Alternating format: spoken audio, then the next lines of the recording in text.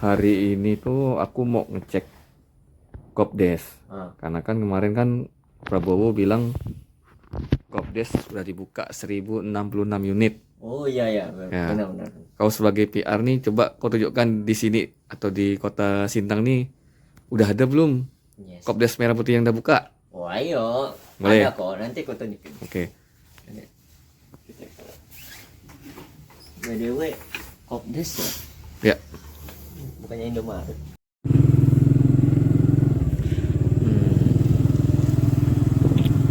Jadi ini kita kan mau aku tunjukin kan. Nah, itu tuh ada bangunan. Jadi lah, ya kan yang penting kan tadi nanyanya Kopdes kan.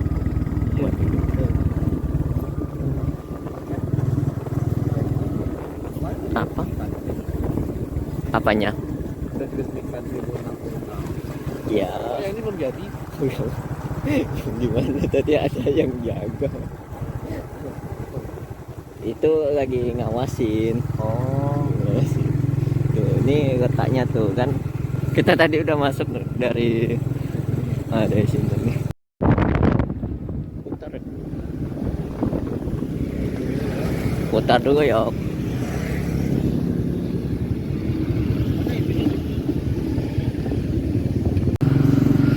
Ini lewat kita tadi.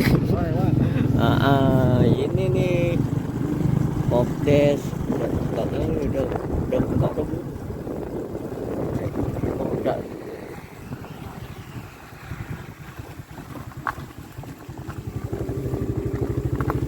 Mantap nih. Ini ya mau masuk. Lah kan aku nanya kau.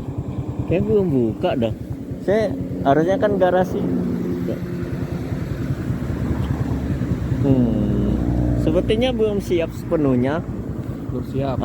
Tapi yang penting kan secara Kopdes kan sudah ada gitu. Berarti ini termasuk yang 1066. Betul tuh, bagus tuh, lihat. Bagus banget tuh. Proper banget lah. Kayak Wah. gudang, Pak.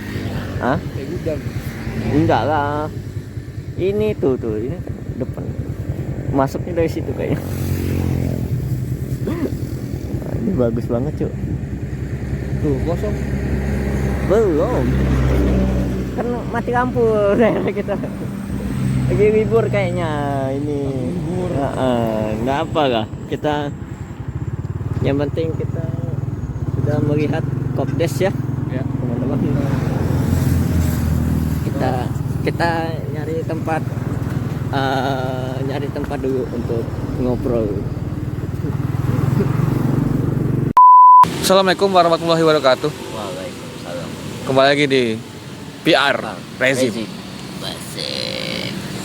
Jadi tadi kita udah muter-muter melihat kondisi Kopdes, Pak. Kopdes. Betul. Jadi ada satu Kopdes yang belum jadi, ada satu Kopdes yang sudah jadi tapi belum aktif. Lebih ke ragu sih tadi mau masuk. Tapi ada yang buka, Pak. Di ujung tuh ada yang buka. Entah itu kantor, entah itu apa. Itu apakah bagian kasir atau gimana? Soalnya kan Bagian kasir. ya kan pintunya pintu itu kan yang kayak di supermarket itu sama. Ya. Cuman kan yang bagian yang kayak garasi yang merahnya itu yang enggak apa ya? Buat kita tuh ragu tadi mau masuk tuh. Takutnya kita masuk udah buka belum. Tapi ya tadi kan ngintip tadi tuh agak ngintip. Udah buka belum? Nah, udah agak ngintip tadi yang bagian yang luasnya itu tuh. Ya. Tapi masih kosong sih. Jadi cukup ragu ya kalau mau masuk tadi. Kenapa Anda ragu? Hah? Kenapa Anda ragu? Ya kan Karena kemarin sudah diresmikan 1066 Kopdes, Pak. ya kan Seluruh Indonesia. diresmikan. Jadi kan Kopdesnya ada kan? Iya, Kalau ditanya ada enggak Kopdesnya? ada. Ya saya jawab ada. Ya karena itu gedungnya udah ada kan tadi. Betul. Nah, walaupun yang pertama tadi gedungnya ada, Ya. cuman mantapnya enggak ada tuh. Tapi Belum ada emang. oh jadi di sini konsepnya Prabowo tuh bukan aktif atau enggaknya, tapi ada atau tidak ada. Meresmikan Kopdesnya, ngerti nggak? Kayak apakah Kopdesnya ada gitu loh. Oke. Pertanyaannya kan gitu. Lebih ngejawab sebenarnya nih programnya jalan nggak sih? Pas kita lihat tinjau lapangan tadi kan ternyata jalan aja itu. Walaupun ya masih Batako. Ada yang masih Batako tuh Pak. Sama dijaga tadi. ya betul lagi jaga. Sama yang hijau-hijau itu tadi. Okay. Tapi kita sekarang membahas tentang perintilannya nih Pak. Perintilannya. Nah kemarin viral Pak. Viral apa nih? Harga LPG melon yang kecil 3 kilo di Kopdes Merah Putih harganya 16.000. Sementara di lapangan kita masih berkutat di angka 30.000. Ada yang 25.000 juga sih, 25.000 di agen resmi. Ya, kalau di 30 sampai 35 itu udah pengecer ketiga jatuhnya. Udah ketiga tuh. Udah pihak ketiga dah tuh. Nah, itu tanggapannya gimana Pak? Kok bisa berubah harganya di Kopdes 16.000? Jadi kita tidak perlu lagi beli di agen. Lah. Justru itu kan berarti kan Kopdes ini sebuah solusi gitu. Bukan yang kalau di toko di warung-warung lain kan enggak boleh kan, harus di distributornya kan. Beli kita punya LPG itu kan sampai 30-an. 30 lebih. Kalau di sini 30.000 ke atas itu tuh ke pada warung kecil. Bukan yang agennya Pak. Kalau yang agennya tuh memang dari Pertamina kerjasama. Kan 20-an kan. Ya. Berarti kan ya Kopdes sampai 16.000 kan berarti kan menjawab bahwa harapan masyarakat terhadap Kopdes ini bahwa ternyata kalau di Kopdes tuh bisa loh sampai 16.000, walaupun ya tadi kita belum sempat ngecek di lapangannya ya karena Kopdesnya juga belum buka.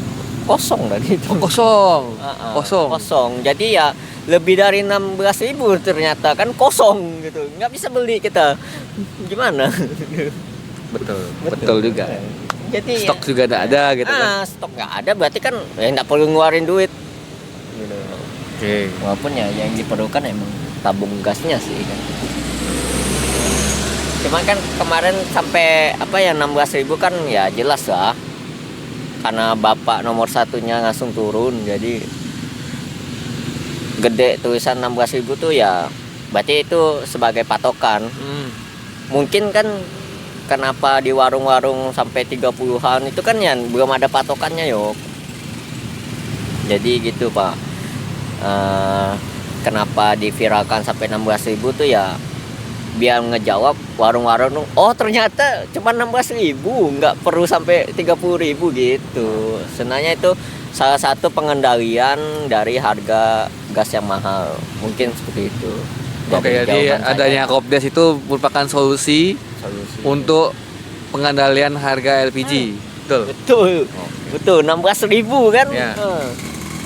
Karena kita di Kalimantan mungkin kita naikannya dikit lah gitu.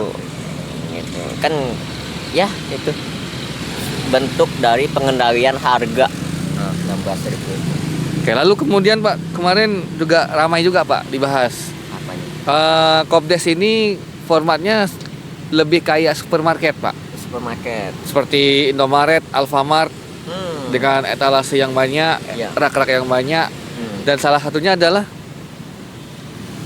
minyak goreng Pak. Yang kebetulan di Sintang lagi langka Pak. Pada saat kita rekaman lagi langka. Itu rupanya peletakannya di bawah AC Pak. Di bawah AC. Wow. Padahal ada beberapa netizen yang komen kalau di bawah AC akan merusak kualitas minyak itu Pak. Tanggapannya gimana Pak?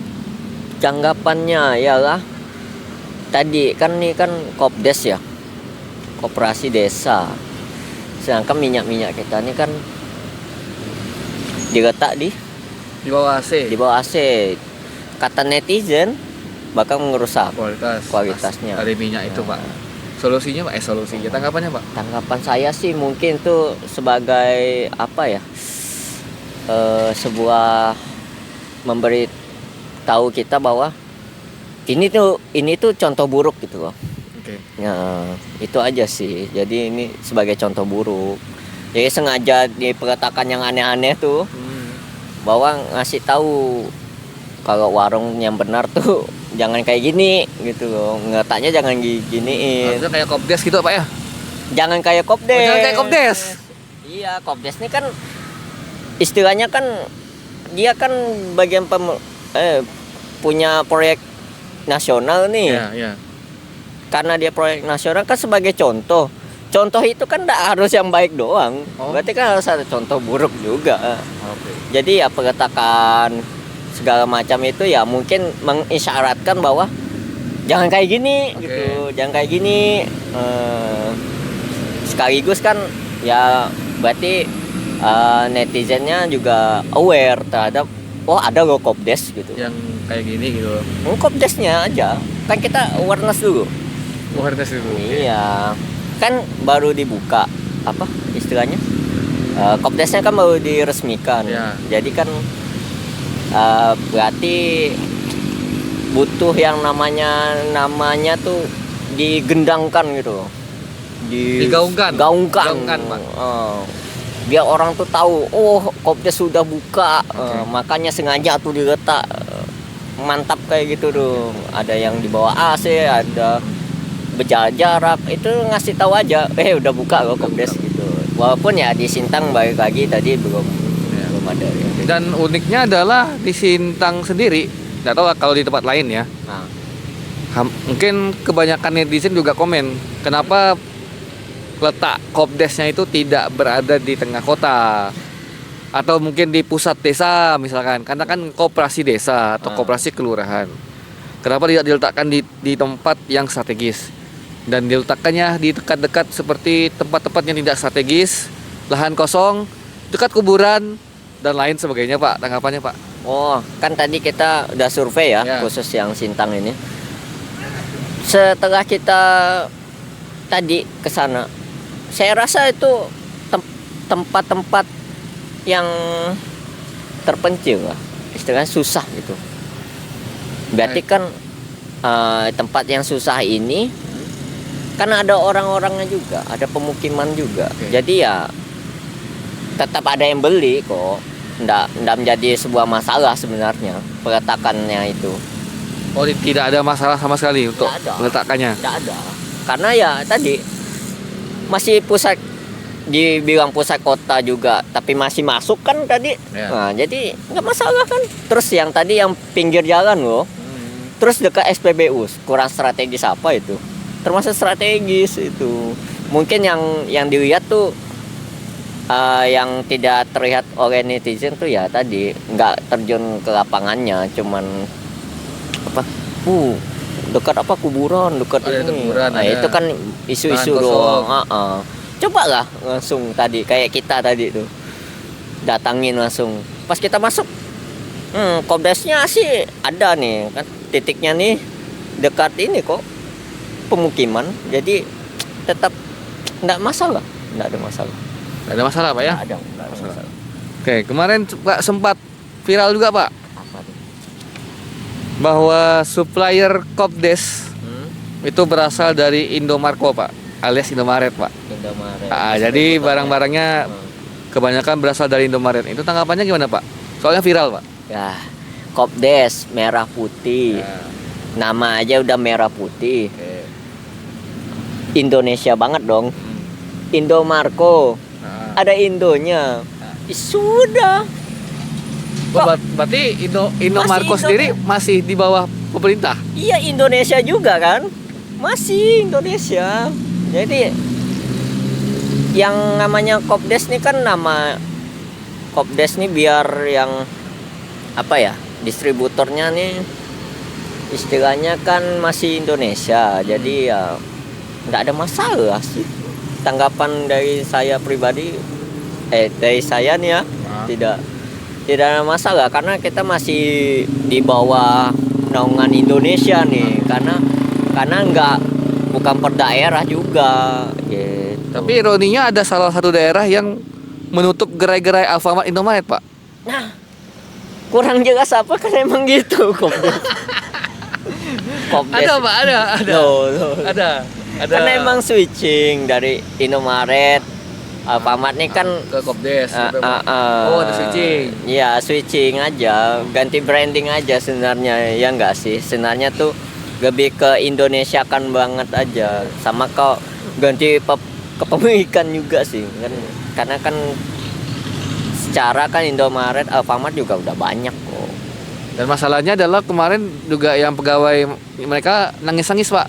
Nangis. Iya, nangis karena tidak dapat kerjaan. Karena tiba-tiba kerjaannya hilang. Ya, Gara-gara Indomaret, Alfamartnya ditutup Pak. Terus dia di Kopdesnya enggak dapat. Ya, tidak dapat kan Kopdesnya baru kemarin ini rekrutmen. Nah itu tinggal ikut aja kan. Nah, masalahnya kan dia kan udah kerja Pak. Masa saya mau tes Kopdes, terus kata atas saja nggak bisa, kan kamu masih kerja di sini. Oh masih bisa, katanya tutup tadi. Enggak. Tutup Pak. Lah, gimana? Mereka bilang ditutup. Ah. Ditutup sama Pemda. Ya, Ah. ditutup Pemda ya, bukan ditutup pemerintah pusat. Ditutup Pemda karena ada aturan bla bla bla bla. Ya mungkin untuk mengakomodir Kopdes. Ya. Gitu. Tapi mereka ini juga minta ke Pemdanya, tolonglah ini gimana? Kami kerjaannya enggak ada kerjaan gitu istilahnya. Secara langsung di PHK gitu. Secara langsung di PHK terus emangnya nggak bisa itu?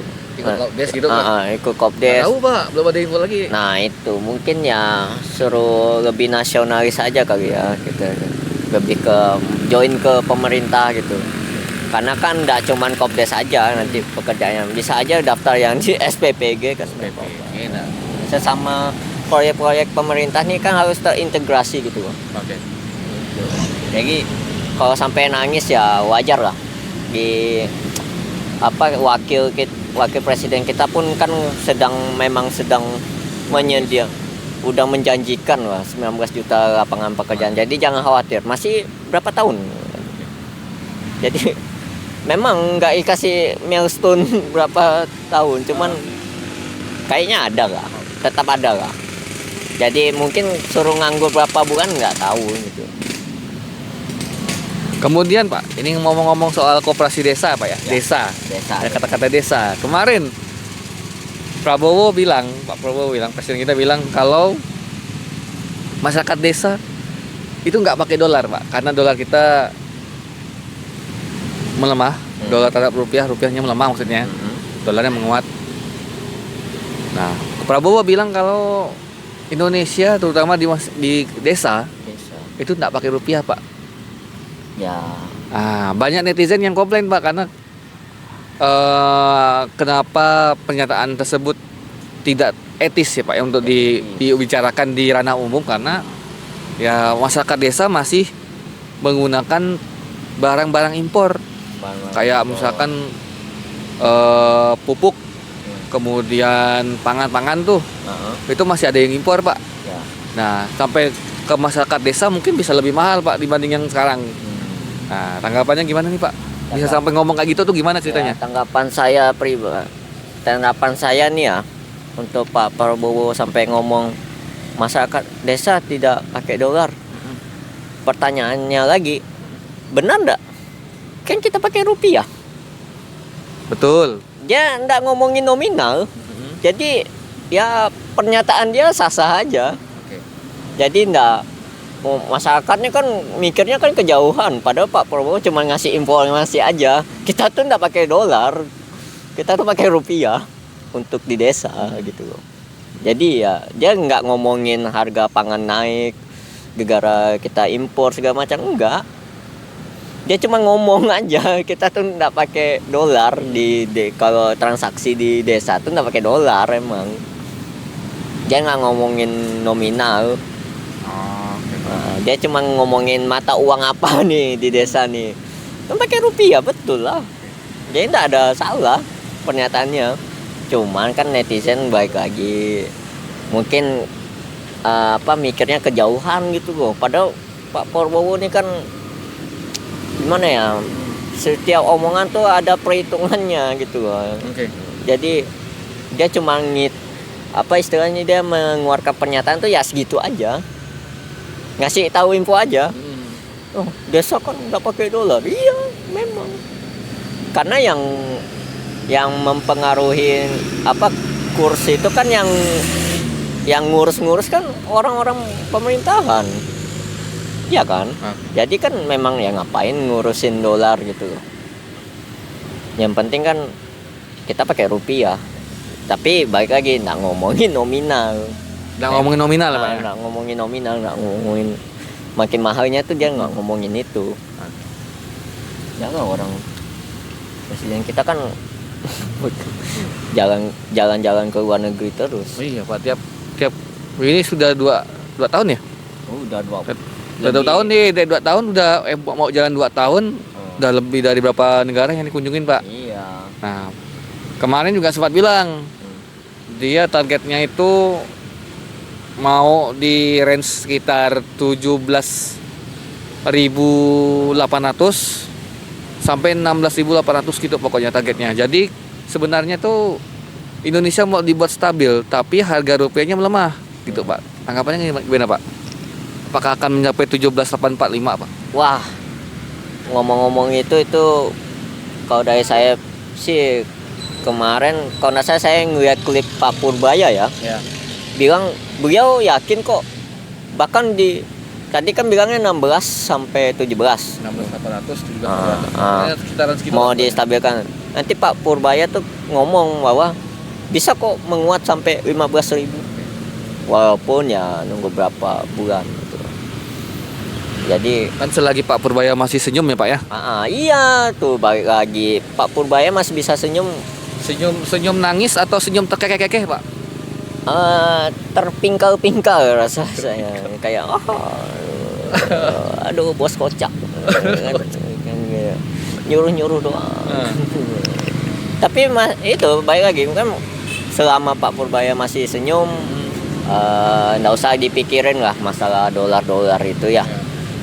Karena yang dipikirin adalah biaya hidup kita aja gitu. Nggak usah biaya hidup ya Pak ya. Nah, soalnya kemarin juga Pak Prabowo bilang kayak gini Pak. Aduh, apa tuh? Rakyat Indonesia tidak bermimpi untuk menjadi orang kaya Pak, tapi bermimpi untuk hidup layak Pak. Berarti Indonesia kebanyakan masyarakatnya tidak hidup layak Pak.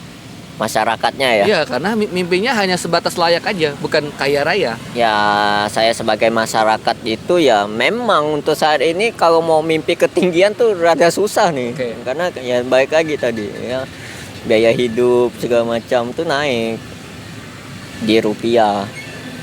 Ya, di rupiah naik Pak. Jadi kan tadi kalau dia bilang balik lagi ya kita callback yang tadi tuh ya. Rakyat masyarakat desa nggak pakai dolar, betul memang. Jadi kan kita tuh pakai rupiah nih.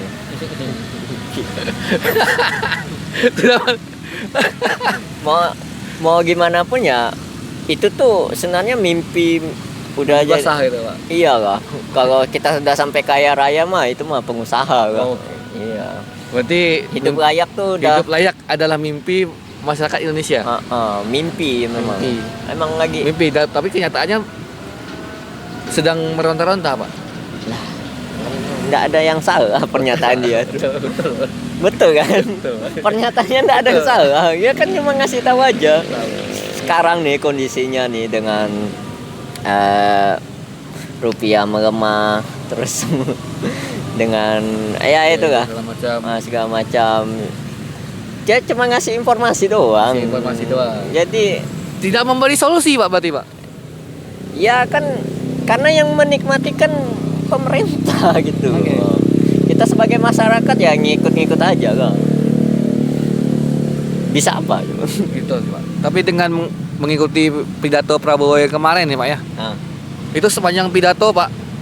IHSG-nya melemah Pak. Wah, ini indeks saham gabungan bursa ini ya. Efek segala macam itu melemah Pak Indonesia Pak. Drop banget lah.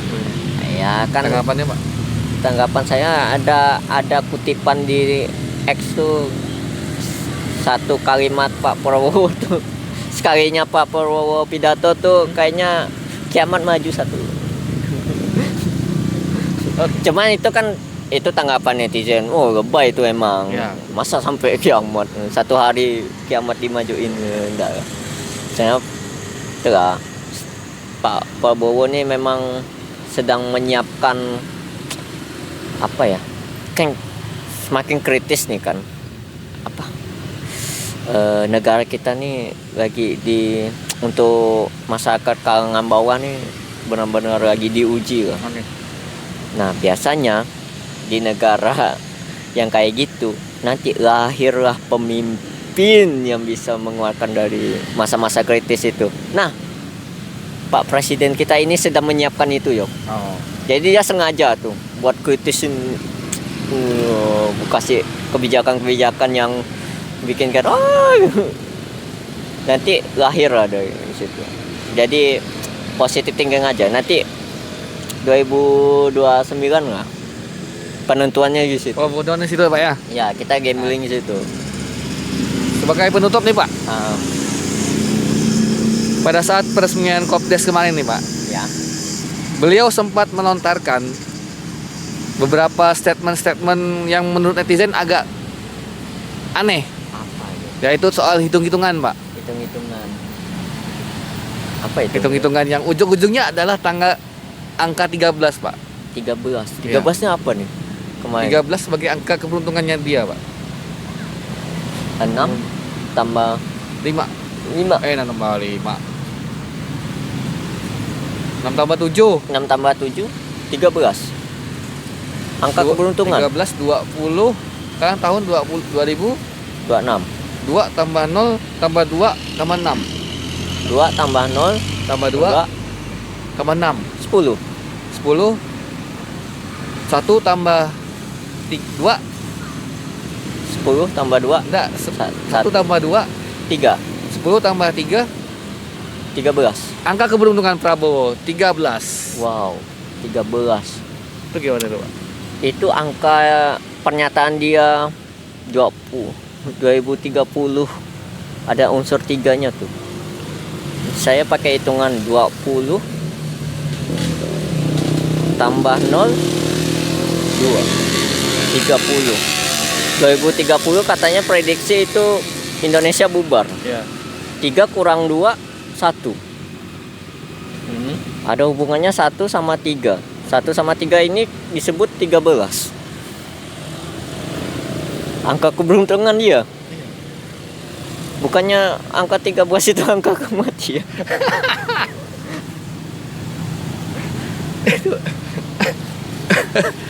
Soalnya di pidato kemarin kayak gitu ngomongnya Pak.